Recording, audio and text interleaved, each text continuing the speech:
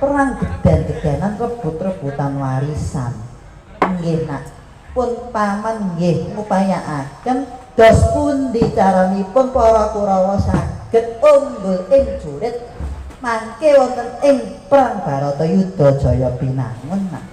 katen nggih biar Prabu tuh napa kakang kalau panjenengan mireng napa boten kepireng aturipun Pati Sangkuni nggih kepireng mbok menawi dina sakmenika sampun celak nggih menika wonten babagan perang Baratayuda Jaya Binangun nggih engkang rayi saged ngrencani nambah kegiatanipun para Kurawa saged nambah kegiatanipun para Kurawa mekaten nggih apa saged dipercados dipun percados kemawon mbok menawi boten percados nggih boten dados menapa para Prabu yo arep dalam sawetara mbok menawa Yai Prabu manik-maninten iso bantu lawan para Sata Kurawa ndadekno ungguling para Kurawa iya bakal tak upayakno supaya iso unggul ing jurit nggih Rama Begawan kados pundi nggih napa saged kepireng aturipun kula kali Pati Harya Sangkuni kepireng kula sampun kepireng mbok menawi para Jawata ngadahaken perang Baratayuda menika mboten perang sembarangan nggih menika perang suci perang rebutan warisan endi sing bener endi sing luput ya mbok menawa jakaning dewa iso disalaki senajan kok iso disalaki lho ya perang Baratayuda iso diurungake wah paman des pundi ya apa saged dipercados perang Baratayuda saged dipun wurungaken saged dipun salaki lho niku omongane sinten winging jenengan nggih menika Begawan Durwacana duh Mbah Begawan apa sepuni napa saged dipun percaya aturipun jenengan nek mboten percados ya mboten napa-napa Patih nggih ngestaken dawuh nggih kula nderek-nderek kemawon nggih sing wigati anak-anak kula Kurawa saged unggul ing jurit besok wonten ing perang Baratayuda Jaya Binangun nggih manik-maninten terus pundi Rama kula saged rencani kegiatanipun para Kurawa napa malih anak Prabu Suwidana ingkang betahaken kegiatan betahaken Wintasraya nggih kantos panjenengan kalih kula nggih Rama kula nyuwun pangupayanipun supados para Kurawa saged unggul dening para Pandhawa nggih perang Baratayuda saged disalaki saged dipun wurungaken yen pun bapa nduweni pokal gawe iso ae murungake perang Baratayuda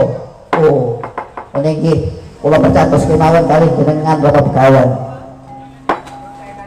kedahipun kados pundi kedawonten numbalaken sawijining para Pandhawa ning ora janji pun Rama bakal ngupayakno pun Rama bakal ngewangi kekuataning para Kurawa pun bapa yang duweni wadyabala akeh terus anak Prabu manik-maninten ya gak kurang-kurang duweni prajurit ya wadyabala mengko bakal sabiyantu yen besok perang Baratayuda kok tambah akeh timbangane prajurit para Pandhawa syukur bagi bejo kumayangan tuh Rama Begawan monggo dipun upaya sareng-sareng iya dereng ngantos paripurna anggene sang mata Mbah Wacana pating gumriya pating griyuk sinten to ingkang yat-yatan pundak terantangan bau kali perkawis putra penengah Pandhawa Raden Arjuna pepatutan Dewi Dresanawati yen menika Raden Harya Wisanggeni nampi dawuh saking para putra lan para Pandhawa dados duta wonten ing Ngamarta. Amit sewu Prabu Duryudana.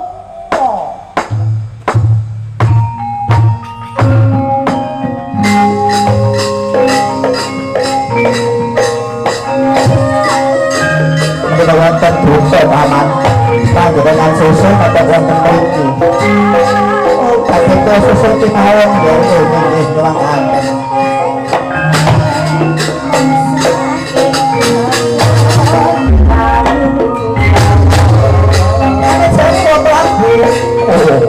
Sampai kalau lagi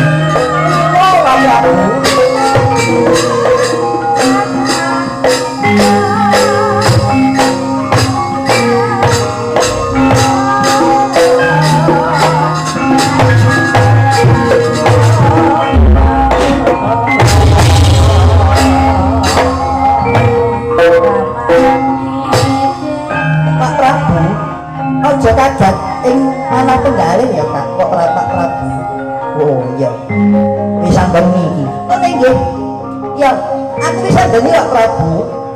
Aku nampa utusan saka para pemuda para Pandhawa. Aku ana wigati marang Pak Prabu Suyudana. Oh iya alun dhisik kok diwawancana bareng-bareng kok tak aturno apa sing dadi wetreteking wis ambeni. Niki matur suwun wong.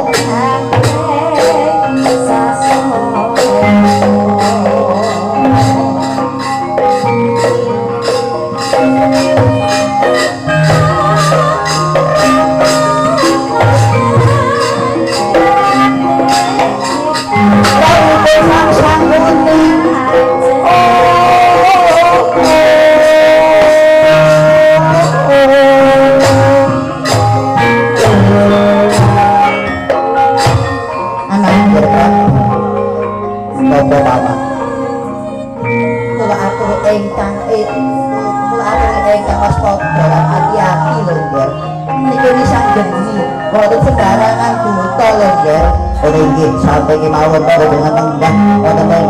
pengarepipun wonten ajeng kula mening matur suwun.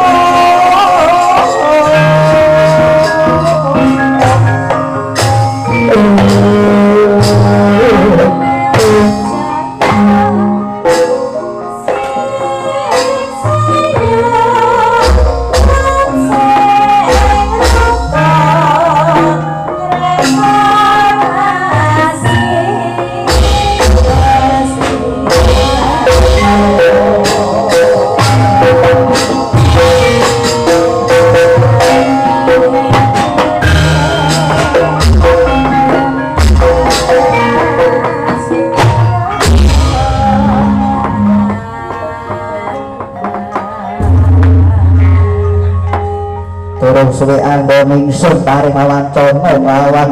sekabehing para mantri lan uga para prajurit kok dadah ana gumuruh ing jabaning praja negara Ngastina kok ana sawijining daya ora pangling iki putraning Jamaka ya Harjuna wis anggeni ya wis geni ya wis anggeni opo ora harjo sak tekanira nggih kono yen antara rupa kaket kang wis yen marganing ben sengaja dikaing pecah ora langgeng nira yang sukma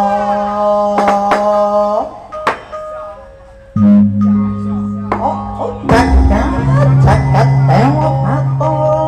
jagat nangis tunggu ya Wak Prabu bener sing dadi kandhaning Wak Prabu Suyudana ya aku wis anggeni Wak Prabu sadurunge wis anggeni matur wis anggeni ngaturake gunging pangapura mbok menawa ana salah lan keluputan ya Wak ya wis samake lumrah wong mlaku wae kesandung wong mangan ya kececoran wong ngomong ya ora kliru bakal tak paringi pangapura kok menawa atur musalah wis anggeni ngene nggih aturake gunging panuwun ingkang tanpa pindhan Wak Prabu ya ana wigati apa kowe menyang negara Ngastina tanpa tak timbali mrene ngene ya Wak Prabu terus terang kemawon Mbak Kotang terus terang kula aku nampa dawuh saka para pepundhen Pandhawa njaluk bali ing negara Ngastina aku kang sawijining duta kang dipercaya dening para pepundhen Pandhawa apa maneh para putra-putra Pandhawa kang wis padha tujoni aku sing dadi duta ing negara Ngamarta menyang negara Ngastina oh kowe dadi dutaning para Pandhawa ya Wak Prabu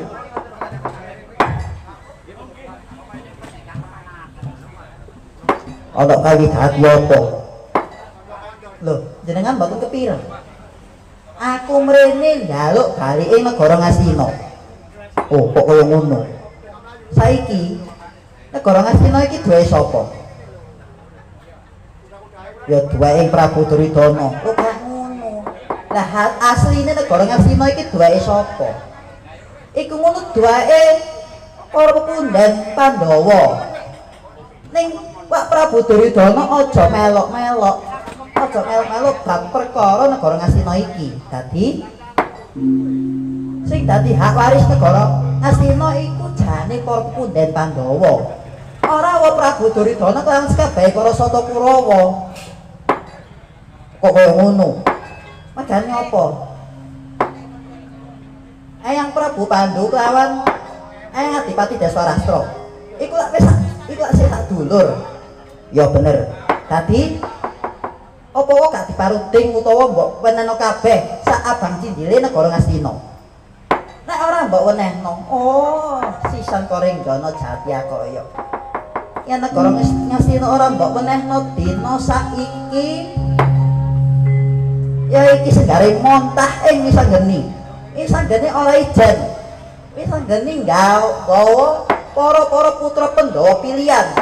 mengko bakal nyernakno tumindak ing para Kurawa apa maneh Wak Prabu Duryudana prapabang wedananira netranira kebak mangel cakra cocobang palingo-lingo dodong takdir inetap dewa netra kocak ondaran der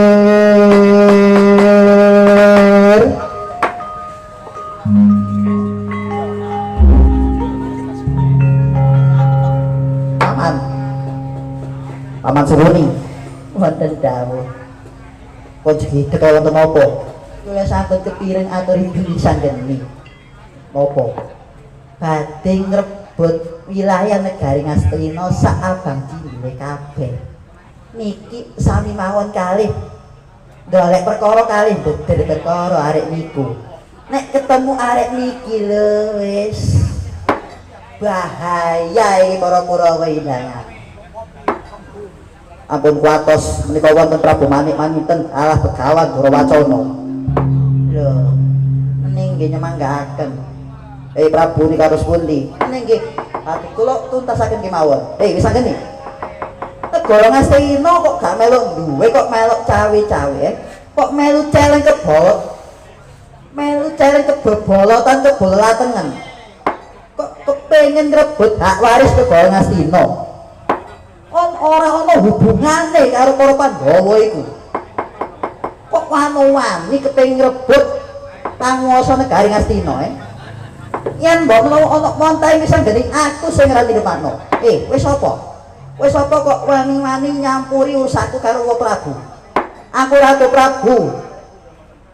mani-maniten saka negara Guwa Siluman terus sing buriku iki sapa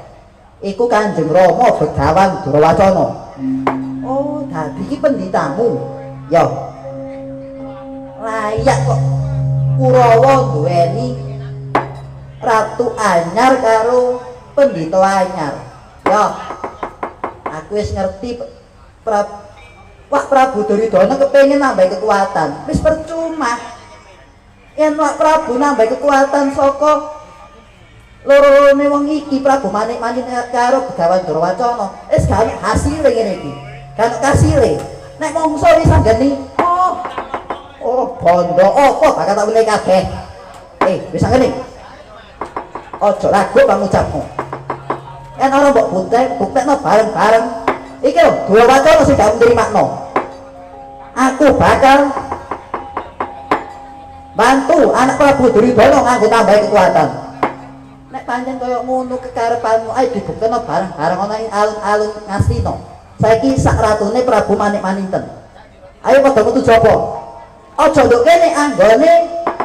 adu cepeting kowe to sing galung aku nggawa sakmeniki putra-putra Pandhawa ya metu jaba bakal tak tututi menyang jabane alun-alun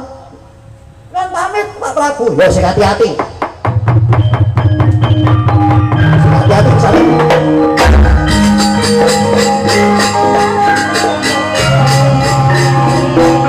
sama bintang ya ayo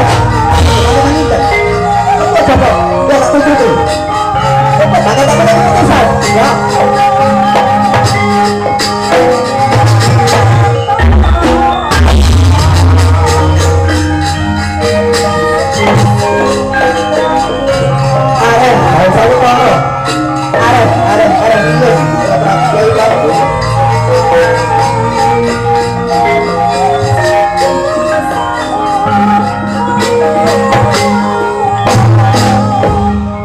kula tututi kanane wis anggeni arek niku pun bener perkara golek perkara menika boten urusan jenengan kula ingkang bandingan tapi wis anggeni sami sabiyantu Kyai Prabu Manik-Maninten kula nggih ada nggih ana satus nuwun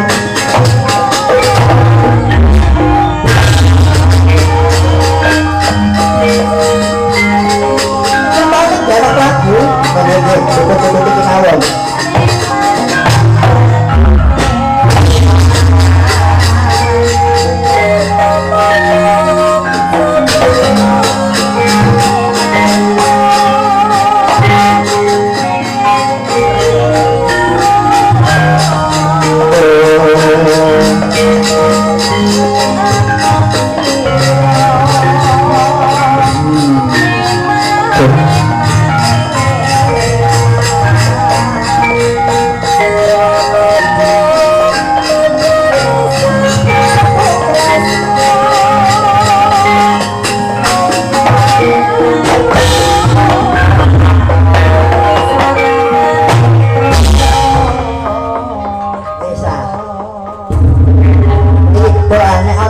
Genile jelas Kurawa kalah kabeh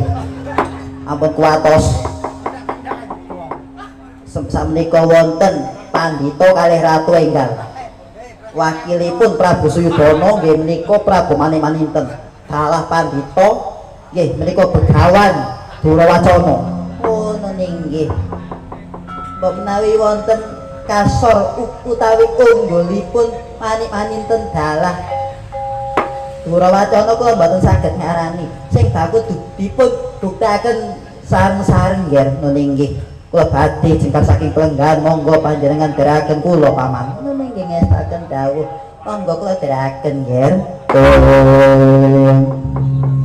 paripurna pangandikane Sang Nata Prabu Srigana nggih Duryudana jengkar saking kelenggahan kursi gating kabar kencana sesarengan para pujangga medal saking kedaton-kedaton kaya gedhog anglancak anggenira jumangkah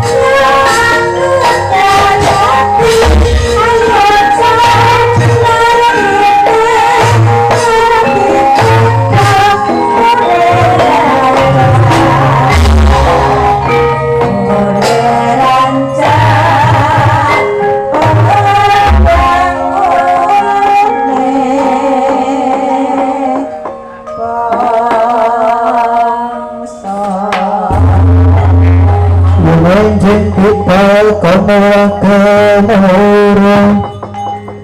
kumurung prawati yoto kengenggang tongot kusma biar kusananira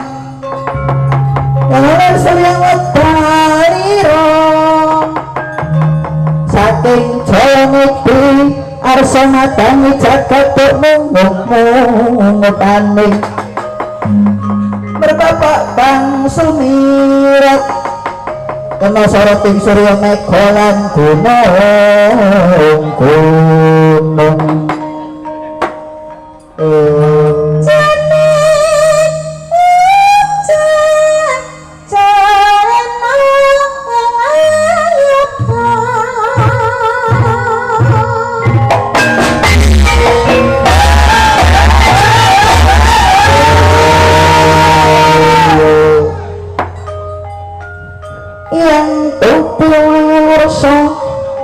siwit ketang kina capo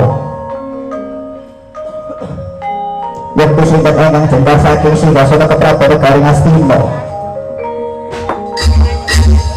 sama dinarita nggih Sang Prabu Duryudana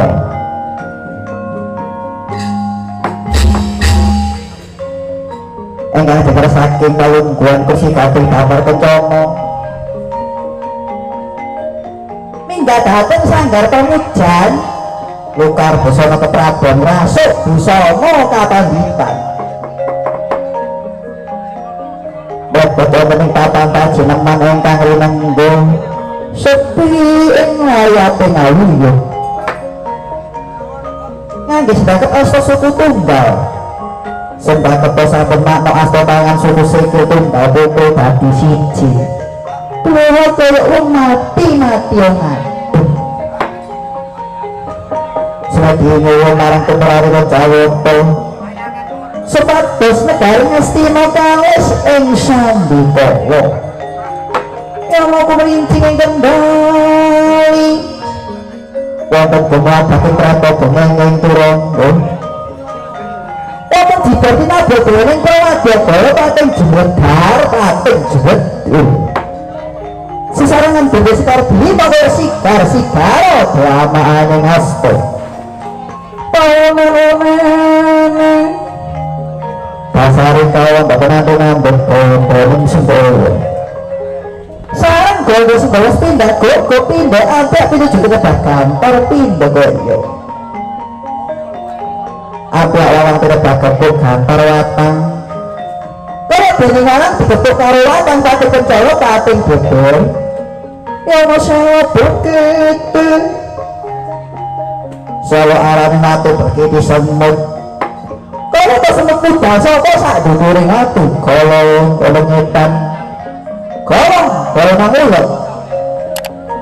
pating gemrutu tanpa obote perkakasa perang tumbak